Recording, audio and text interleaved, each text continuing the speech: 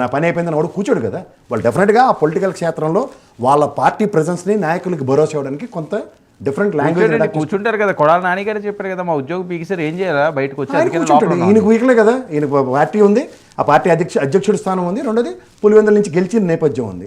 ప్రతిదీ రేపు పొద్దున బడ్జెట్ సమావేశాలు ఉన్నాయి, స్ట్రాటజీస్ అన్ని ప్లాన్ చేసుకోవాలి కదా సార్. అండ్ ప్రజల్లో ఇవాళ మిర్చి గురించి నిన్న గౌరవ ముఖ్యమంత్రి గారు శివరాజ్ సింగ్ చౌహాన్కి రాసిన ఉత్తరం చూడండి. ఫ్రమ్ ద లాస్ట్ 4 years బట్టి అగ్రిగేట్న 20,000 నుంచి 23,000 రూపాయల మిర్చి పంట కొనబడింది. కాన్ఫిడెన్స్ ఏంటి జగన్మోహన్ రెడ్డి గారు? ఇప్పుడు మీరు ఏంటనే చెప్పండి సార్. తెలుగుదేశంకి 40% ఓటు బ్యాంకు 23 స్థానాలకైనా ఉంది. ఇవాళ జగన్మోహన్ రెడ్డి కూడా 11 స్థానాలకు కన్ఫర్మ్ అయినప్పుడు 40% ఓటు బ్యాంక్ ఉంది. మరి వాళ్ళ కాన్ఫిడెన్స్ ఎలా ఉంటుందంటే రేపు పొద్దున భవిష్యత్తు రాజకీయ పరిణామాలు ఎలా మారుతాయో ఎవరికి తెలియదు. ఇప్పుడు పవన్ కళ్యాణ్ గారు ఇవాళ ఎంత శ్రమ పడబట్టే కదా ఇవాళ కూటమి ఎంత చక్కగా రాగలిగింది. ఆ రోజు అద్భుతం ఏం జరుగుతుంది ఎవరి చేతిలో ఉంది. ఓకే విజయ్, ఏంటి ఆయన కాన్ఫిడెన్స్? వాయిస్ మ్యూట్లో ఉన్నారు విజయ్. వాయిస్ మ్యూట్లో వరం గారు, ఇప్పుడు ముందు ప్రసాద్ గారు చెప్పినట్టుగా బడ్జెట్ సమావేశాలకు ప్రిపేర్ అవుతా ఉన్నారంటే అసెంబ్లీకి వస్తాడండి జగన్మోహన్ రెడ్డి? ఏమో నాకే తెలుసండి.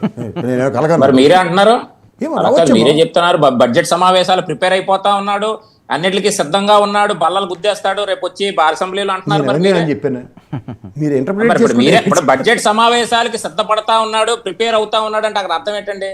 ముందు అసెంబ్లీకి రమ్మని చెప్పండి మీ జగన్మోహన్ రెడ్డిని, వచ్చి ప్రజల కోసం మాట్లాడమని చెప్పండి. నా జగన్మోహన్ రెడ్డి ఇప్పుడు గతంలో అంటే నేను ఒప్పుకుంటాను, మన ముఖ్యమంత్రి కాబట్టి మా జగన్మోహన్ రెడ్డి ఒప్పుకోలే. ఇప్పుడు మా చంద్రబాబు నాయుడు ప్రసాద్ గారు, ఇంకా మీకు ఆ పచ్చదనం మీ బాడీలోంచి ఇంకా పోలేదు ప్రసాద్ గారు. ఎందుకు అన్ని అబద్ధాలు చెప్పండి, ఒప్పుకోండి, వాస్తవాలు ఒప్పుకోండి. అలా కాదండి. ఇప్పుడు ఏ విశ్లేషకుడైనా నాకు తెలిసినంత వరకు బేసిక్ ఏంటంటే విజయ్ గారు, ఇప్పుడు మనకి ఫస్ట్ 1-2 years చంద్రబాబు నాయుడు గారి పనితీరు మీద ఎక్స్ప్లెయిన్ చేయవలసి వచ్చింది. తర్వాత జగన్మోహన్ రెడ్డి పనితీరు కనబడుతున్నప్పుడు ఏం చేయాలో ఎక్స్ప్లెయిన్ చేస్తాం. మీరు మట్టుగా ఎవరికి పడితే కండువల రంగులు ఎత్తే పార్టీలో జాయిన్ అవ్వలేదు, అరుణం పార్టీలో జాయిన్ అవ్వలేదు, వైఎస్ఆర్సీపీలో జాయిన్ అవ్వలేము మేము. నాకు అర్థమే కదా ఈ బాధలో ఉన్నాం.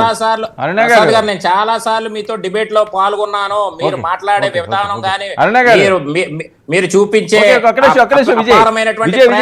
చాలా ఇంపార్టెంట్. అరుణ గారు, ప్రసాద్ గారు నాకు అవసరం ఇలా ఉంటే నేను జాయిన్ అవుతాను, ఏముంది అరుణం గారు పార్టీలో కూడా జాయిన్ అవ్వచ్చు కదా అంటున్నారు. జనసేనలోకి ఏమన్నా వస్తే ఆహ్వానం ఉందా? నేను జాయిన్ అవుతానని చెప్పట్లేదు సార్, మీరు అనవసరంగా. ఇప్పుడు నేను నిజంగా జాయిన్ అవ్వాలంటే ఎవరి దగ్గర వెళ్ళొచ్చు, నా ఉద్దేశమే లేదని చెప్తున్నా. మీరు మరీ టూ మచ్ ఉన్నారు.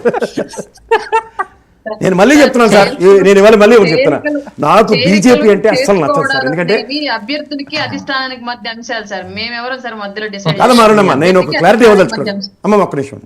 నేను 10 సంవత్సరాల ఈ రాష్ట్రం 10 సంవత్సరాల ముందు రాష్ట్రం విడదీసిన కాంగ్రెస్ నా కంటంలో ప్రయాణానికి ఈ 2 పార్టీలతో నేను ఎవరైనా అవ్వను. ఎందుకంటే వాళ్ళు ఇవాళ రాష్ట్ర ద్రోహుల కింద ఉంటారు నా దృష్టిలో. ఎందుకంటే ఈరోజు మనం ఇంత కష్టాలు పడుతున్నాం అంటే బీజేపీ చేసిన దౌర్భాగ్యం. ఆ బీజేపీని మీరైతే ఎండగట్టలేరు, మీకు ఏదో ఆబ్లిగేషన్స్ ఉన్నాయి. నేను బయట ఉన్నా ఖచ్చితంగా నేను మాడతా. నేను ఏ విషయమైనా నేను సిద్ధంగానే ఉన్నా. ఏం చేశారన్న దగ్గర మీకేదో ఆబ్లిగేషన్స్ నాకు లేవు, నాకు ఉండదలుచుకోలేదు. మీకు కాంగ్రెస్ పరిపాలన బాగా నచ్చిందేమో సార్? నాకు నచ్చలేదు. నా రాష్ట్రం విడదీసినప్పుడు నాకు నచ్చలే. బ్లడ్ లో మీకు కాంగ్రెస్ భావజాలం ఉందేమో సార్? ఉంటుందమ్మా, అప్పుడు తప్ప ఇంకో దిక్కులేదు మనకి. తదనంతర పరిణామాల్లో రాష్ట్ర ప్రయోజనాలు పరిరక్షించిన వాడు ఎవడైనా వాడికి నెత్తికెత్తుకుంటాం. ఇది ఎవరైనా విశ్లేషకుడికి ఫస్ట్ ఆబ్లిగేషన్. అది ఇవాళ పార్టీలకు ఎలా ఇవ్వడం అంటే మీలాగా మీ అధికార ప్రతినిధులు అయితే పార్టీ సానుభూతి పరుల కింద ఉండొచ్చు. ఇది ఉండదు. ఎందుకు ఉండదు అంటే ఎండ్ ఆఫ్ ద డే ఇవాళ మనకి టాస్క్. ఇవాళ మీరు స్టీల్ ప్లాంట్ నువ్వు గమనించమ్మా, 700 మందిని ఇవాళ కార్మికులు తొలగించారు సార్. ఈరోజు కార్మికులు వైజాగ్ స్టీల్ ప్లాంట్ 700 మందిని తొలగించారు. మరి ఏం మాటలు దాని మీద మాటద్దా? Right right okay. అరుణ గారు ఏదో చెప్తున్నారు. ఎంటైర్ ఇండియాలో 70% పీపుల్ కి 70% రాష్ట్రాల్లో నచ్చినటువంటి కాంగ్రెస్ భావజాలం కేఎస్ ప్రసాద్ గారికి నచ్చింది అంటే నిజంగానే అవినాభావ సంబంధం. నేను కాంగ్రెస్ అన్నా బీజేపీ రెండు నాకు నచ్చమని చెప్తున్నా. ఎందుకంటే ఒక రాష్ట్రం విడదీశాడు, 10 ఏళ్ళు మన నోట్లో మట్టి కొట్టాడు బీజేపీ. మీకు ఏం వస్తుంది? వైఎస్ఆర్సీపీ? నాకు ప్రాంతీయ పార్టీలు అంటే చాలా ఇష్టం. ప్రాంత పరిరక్షణ. ప్రాంతీయ పార్టీలు ఏమున్నాయి? 3 ఉన్నాయండి. ఏం వస్తుంది? డైరెక్ట్ చెప్పవచ్చు.